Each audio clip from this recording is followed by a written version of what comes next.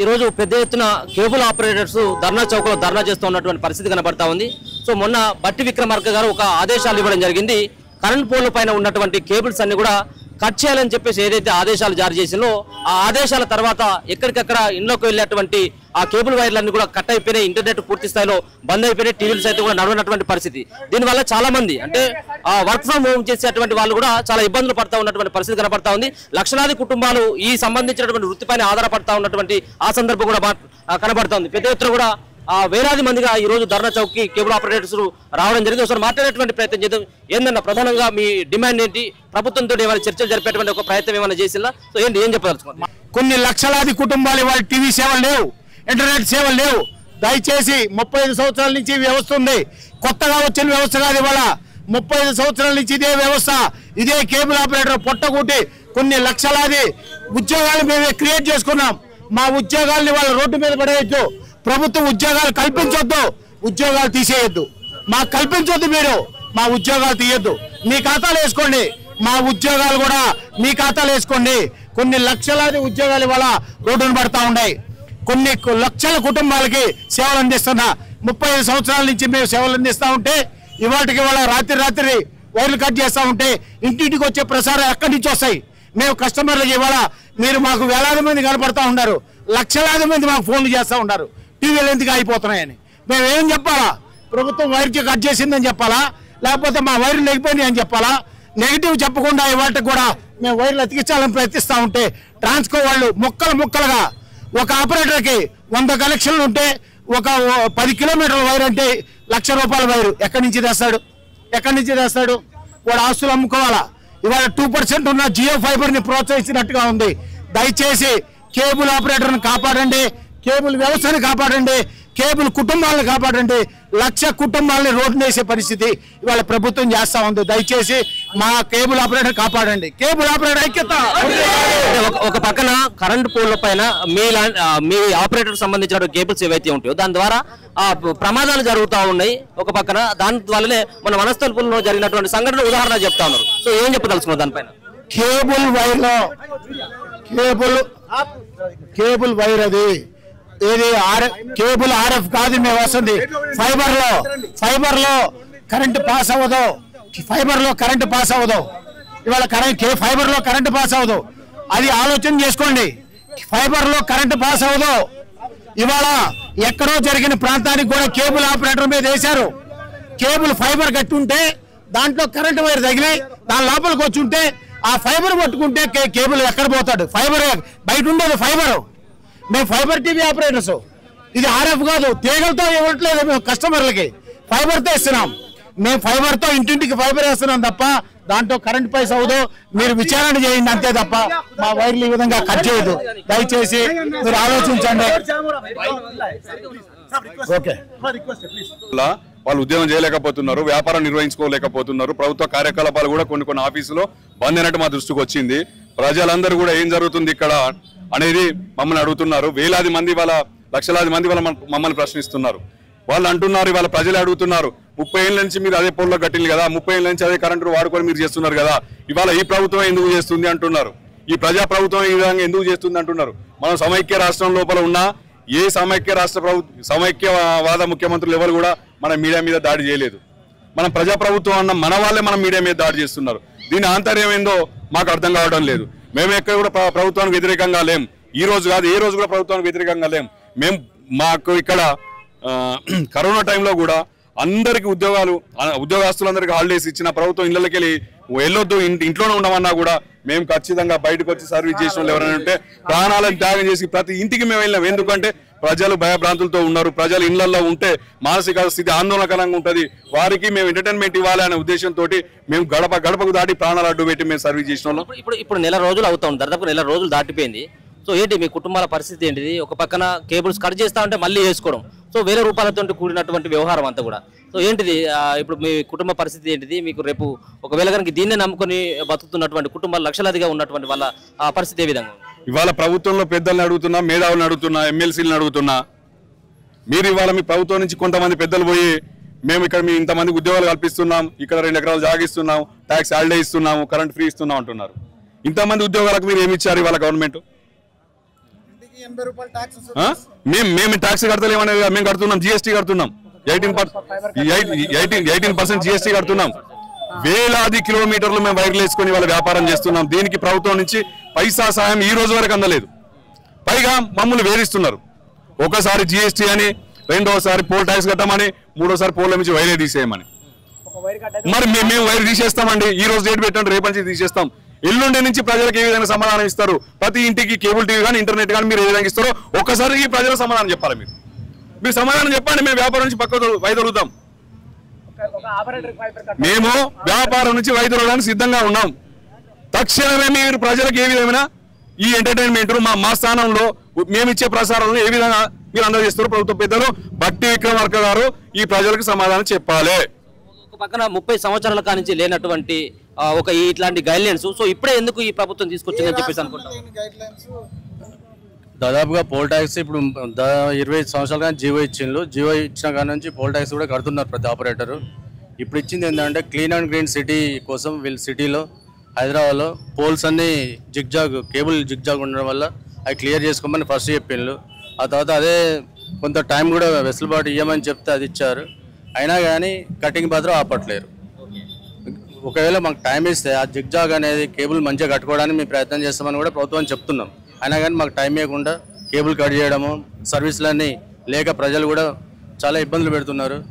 ఒక area 1 kilometre cable cut అయితే దాదాపుగా 20-30 మంది సర్వీస్ ఇచ్చే ఆపరేటర్లు కొన్ని లక్షల వైర్లకు మళ్ళీ పెట్టుబడి పెట్టి మళ్ళీ ఇవ్వాల్సిన పరిస్థితి. ఇవాళ అసలు కేబుల్ ఆపరేటర్ అంటేనే కనెక్షన్స్ పోయి ఇబ్బందులు ఉన్నారు. ఆ కుటుంబాలు ఇవాళ ఇప్పుడు ఈ రోడ్డు మీదకి ఎక్కాల్సి వచ్చింది ఈ ప్రభుత్వం చేయబట్టి. దాన్ని తక్షణమే ఆపేసి మాకు కొద్దిగా సహకరించాలని మా సో అంటే మీరేమని చెప్పదలుచుకున్నారు? ఒక పక్కన ఒక సంబంధించినటువంటి ఇంటి యజమాని కేబుల్ పెట్టుకున్న తర్వాత అంటే కనెక్షన్ ఇచ్చిన తర్వాత మళ్ళీ అదే రూమ్లోకి ఇంకోరు వాళ్ళు వచ్చిన తర్వాత కేబుల్స్ తీసేయట్లేదు. ఇట్లా చాలా పేరుకుపోయినాయి. మొత్తం పోల్ అంతా కూడా ఈ కేబుల్స్ నిండిపోయినాయి అనేది ఓ వాదన వినబడతా ఉన్నది. సో దానికి ఏం సమాధానం చెప్పారు? అదంతా అబద్ధము, అంత బూటకము. ఏదో ఒక 1% అట్లా అయ్యి ఉంటుంది. ఒక 1% బూచి చూపించేసి ఈ మొత్తం వ్యవస్థనే తప్పుదోవ పట్టిస్తుంది గవర్నమెంట్. ఈ మెయిన్ ఈ CMD గారు ఎవరైతే ఉన్నారో ఆయనే సరిగ్గా అర్థం చేసుకుంటలేరు. ఒక్కొక్క రోజు ఒక్కొక్క మాట మాట్లాడుతున్నారు. ఒకరోజు ఈ స్టార్టింగ్లో కేబుల్ పరిస్థితి 150 రూపాయలు ఉండే, దాన్ని రెగ్యులరైజేషన్ చేస్తున్నాము. మేము 400 ఛానళ్ళకు పర్మిషన్ ఇచ్చినాము. అందరు సెటప్ బాక్సులు పెట్టుకోవాలని చెప్పేసి ఆ రోజు సెటప్ బాక్సులు జనాలు అందరికి అంటగట్టేసిర్రు. అంటగట్టినాక దాన్ని డాష్ సిస్టమ్, క్యాష్ సిస్టమ్ తీసుకొచ్చేసి ఛానల్ కింద అని చెప్పి మళ్ళీ కొత్తగా ప్రాసెస్ తీసుకొచ్చిర్రు. దానికి మళ్ళీ 18% GST యాడ్ చేసి ట్యాక్సులు పెట్టిండ్రు. ప్రతి ఇంటికి ఈరోజు 60 నుంచి 70 రూపాయలు ట్యాక్సులు వసూలు చేసుకుంటా గవర్నమెంట్ ఒక్క ఇన్ఫ్రాస్ట్రక్చర్ కూడా డెవలప్మెంట్ చేయకుండా ఏది చేయకుండా 60-70 రూపాయలు గవర్నమెంట్ కేబుల్ ఆపరేటర్లు, టెక్నీషియన్లు ఈ సంస్థ అంతా వర్క్ చేస్తుంటుంటే వాళ్ళు సొంత ఇన్వెస్ట్మెంట్ పెట్టి వర్క్ చేస్తుంటుంటే ఒక పర్మిషన్ లెటర్ ఇచ్చి దాని మీద ఇంటికి 70 రూపాయలు ట్యాక్స్ వసూలు చేసుకుంటూ ఈరోజు మళ్ళీ వైర్లు కట్ చేయడం అనేది ఇది అస్సలు కరెక్ట్ అయిన విషయం కాదు. మీ ప్రభుత్వం మీరు ఏ తరపున కూడా సహాయం చేయలేదు.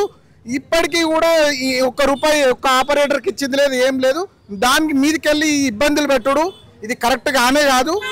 ఈ రోజు కాదు 30 ఏళ్ళ నుంచి కేబుల్ ఆపరేటర్ అనేటోడు కానీ లేకపోతే వాళ్ళు కానీ ఎవరు కానీ టీవీ చూసింది స్తంభం మీదకెళ్ళి వైర్ వచ్చింది దాని మీదనే టీవీ చూసిర్రు. కానీ కొత్తగా గాళ్ళకెళ్ళి వచ్చిన టీవీ ఈ మధ్య చూస్తున్నాము. మీరు దానికే ప్రోత్సహిద్దామని అనుకుంటున్నారంటే బాజాబ్తో కూర్చోబెట్టి మేము ఈ హైదరాబాద్లో తెలంగాణలో మొత్తం వైర్లు తీసేద్దాం అనుకుంటున్నాము. మీరు అందరు వేరే ఉద్యోగాలు చూసుకొని డైరెక్ట్ చెప్పాలి. ఇట్లా చేయడం అస్సలు కరెక్ట్ కాదు. ఇది మీకు న్యాయం అనిపిస్తుందని అంటే ప్రజలు కానీ లేకపోతే పెద్దలు కానీ ఎవరైనా కరెక్ట్ అనిపిస్తుంది అంటే చెప్పాలి. మీరు మీడియా మిత్రులు ఉండరు, మీరు చెప్పండి ఇది కరెక్ట్ అనిపిస్తుందా. ఏదన్నా ఉంటే మేము ఇట్లా ఒకటే ఫైబర్ ఇస్తాము, ఆ ఫైబర్లో మీ ఫైబర్ రన్ చేసుకోవాలి. ఒక పైప్ ఇస్తాము, రోడ్కి ఒకటే సైడ్ వేసుకోవాలి. ఏదన్నా ఒకటి ఉంటుంది. నువ్వు ఏది చెప్పవు ఏం చెప్పవు. ఓ రోజు రెడ్ మార్క్ అంటావు, ఓ రోజు గ్రీన్ మార్క్ అంటావు, ఓ రోజు బండల్ బంచి ఏమంటావు, ఓ రోజు మెయిన్ రోడ్లు అంటావు, ఓ రోజు గల్లీలు అంటావు. ఇలా నా ఆఫీస్ ముందు కట్ చేసిర్రు రండి. ఇలా నా ఆఫీస్ ముందు కట్ చేసిర్రు. నా ఆఫీస్ ముందు కూడా కట్ చేసి నా నిచ్చెన తీసుకొని నా ఆఫీస్ ముందు కట్ చేసిర్రు. ₹1 ₹2 కాదు, లక్షల రూపాయలు నష్టపోయినాము. ఇప్పటికే కేబుల్ ఆపరేటర్ చాలా అన్యాయంగా అయిపోయాడు. ఇంకా మీరు ఇట్లా ఇబ్బంది పెడితే చాలా కష్టం అవుతుంది. ఇది ప్రభుత్వం కొద్దిగా ఆలోచన చేసి చర్యలు తీసుకోవాలని కోరుకుంటున్నాం అంతే. ఎంతమంది ఉన్నారు మొత్తం ఇప్పుడు హైదరాబాద్ సంబంధించినటువంటి నగర వ్యాప్తంగా ఎంతమంది కార్మికులు ఉన్నారు? సో ఒకవేళ కనుక దీనికి సంబంధించినటువంటి కేబుల్ వైర్లను కనుక కట్ చేసినట్టు ఉంటే ఎంతమంది రోడ్లు పడేటువంటి ఆ పరిస్థితి వచ్చేటువంటి అవకాశం ఉన్నది? దీని పట్ల మీరు ఏం చెప్పారు? ఇప్పుడు మన తెలుగు రాష్ట్రాలలో మన తెలంగాణలోనే 2 లక్షల మంది కేబుల్ ఆపరేటర్లు దీని మీద బతుకుతున్నారు. ఏంటంటే మేము గత 30 సంవత్సరాల నుంచి చేస్తున్నాం. ఇప్పటి వరకు మాకు గవర్నమెంట్ నుంచి కానీ ఎక్కడి నుంచి కానీ ఒక రూపాయి సహాయం లేదు. మేమే సొంతంగా మేము చాలా మస్తు మేము కూడా బాగానే చదివినాము, ఐటీఐ చేసినాము, మేము డిగ్రీలు చేసినాము.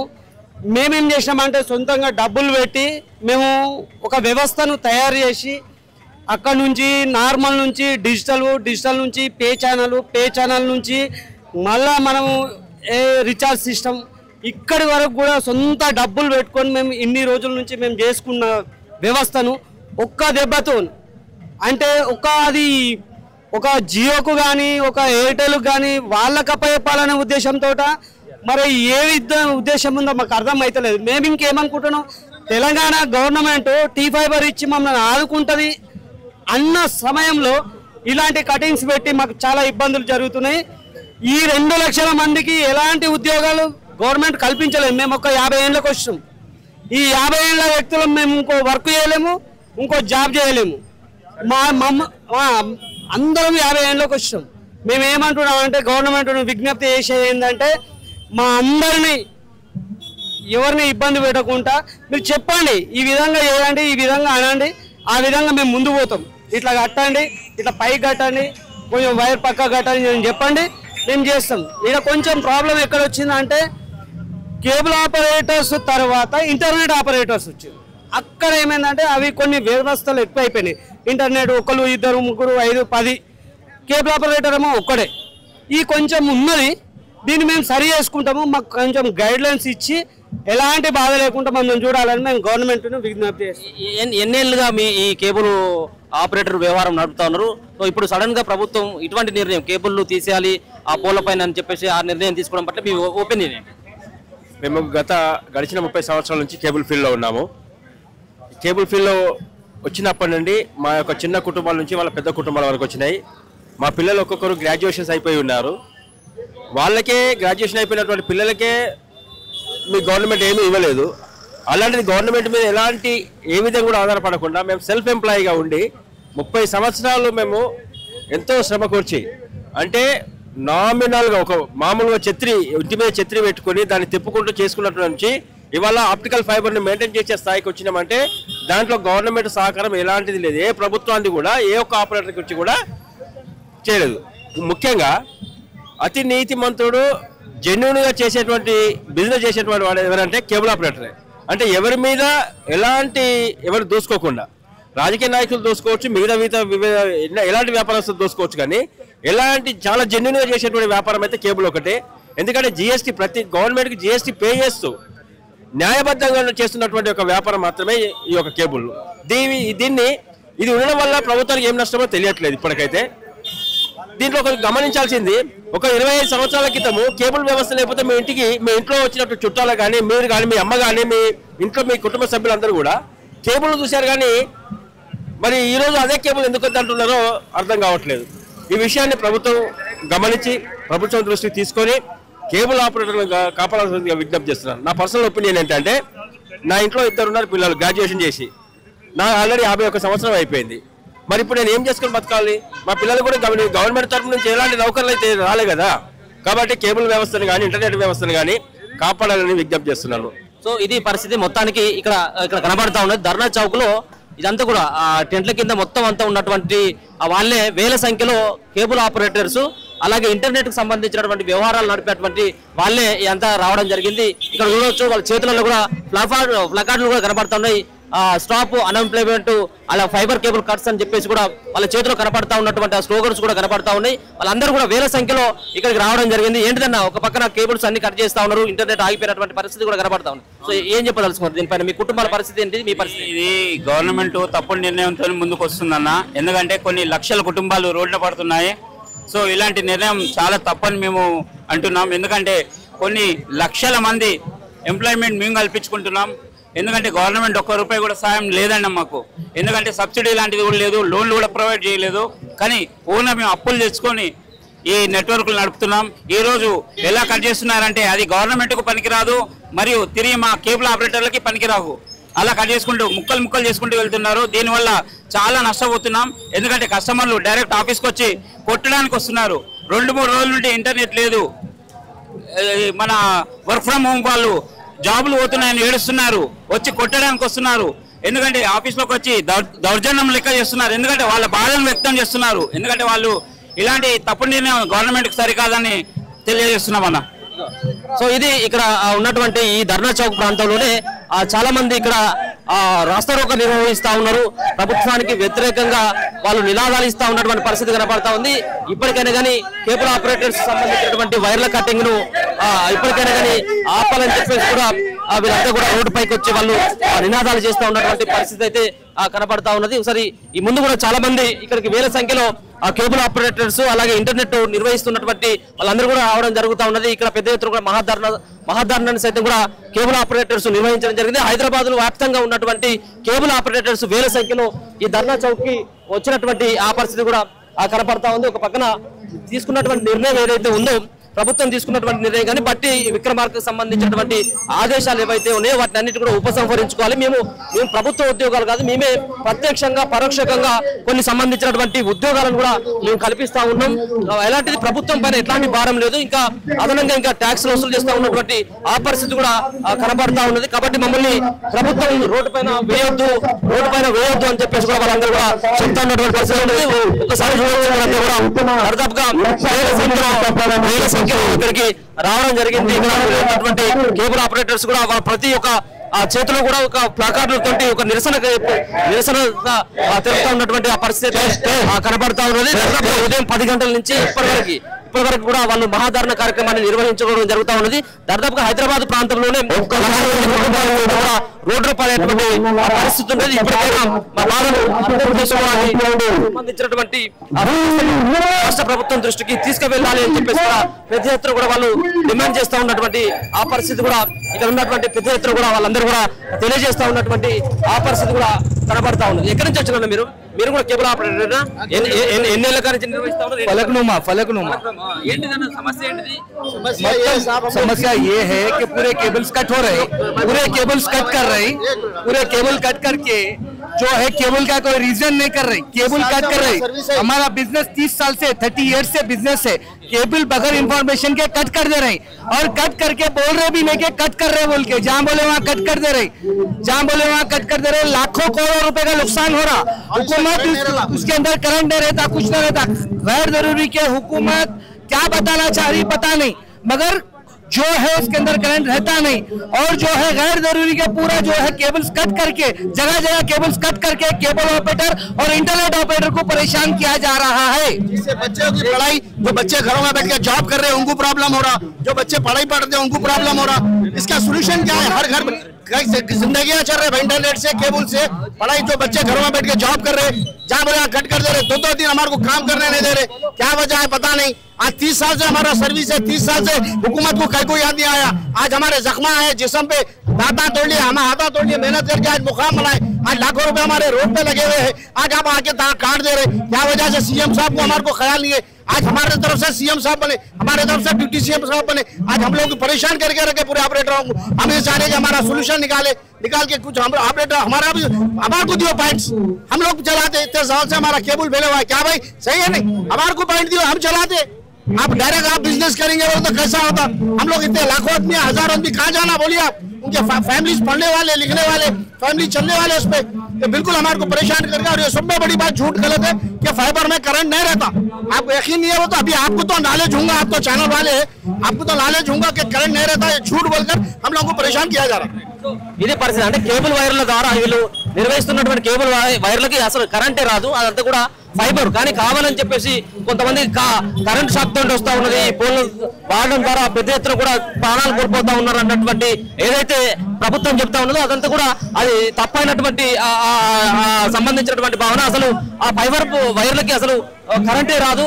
కేవలం ఒక పక్కన జియో కావచ్చు, ఇంకా మిగతా సంబంధించిన కార్పొరేట్ సంబంధించినటువంటి శక్తులకి ఈ సంబంధించినటువంటి ఈ యొక్క కేబుల్ వ్యవహారాన్ని, ఇంటర్నెట్ వ్యవహారాన్ని వాళ్ళకి ఇవ్వడం కోసం మాత్రమే చేస్తున్నటువంటి ఆ వ్యవహారంగా ఇక్కడ ఉన్నటువంటి కేబుల్ ఆపరేటర్స్ అయితే తెలుపుతా ఉన్నారు. పెద్ద ఎత్తున కూడా ఇక్కడికి వచ్చి ధర్నా చౌక్ వచ్చి నిరసన తెలుపుతా ఉన్నటువంటి ఆ పరిస్థితి అయితే కనబడతా ఉన్నది. పెద్ద ఎత్తున కూడా హైదరాబాద్ నగర వ్యాప్తంగా ఉన్నటువంటి వేలాది మంది ఇక్కడికి వచ్చి వాళ్ళ నిరసనని, వాళ్ళ యొక్క భావాన్ని వ్యక్తపరుస్తూ ఉన్నటువంటి పరిస్థితి అయితే కనబడతా ఉన్నది.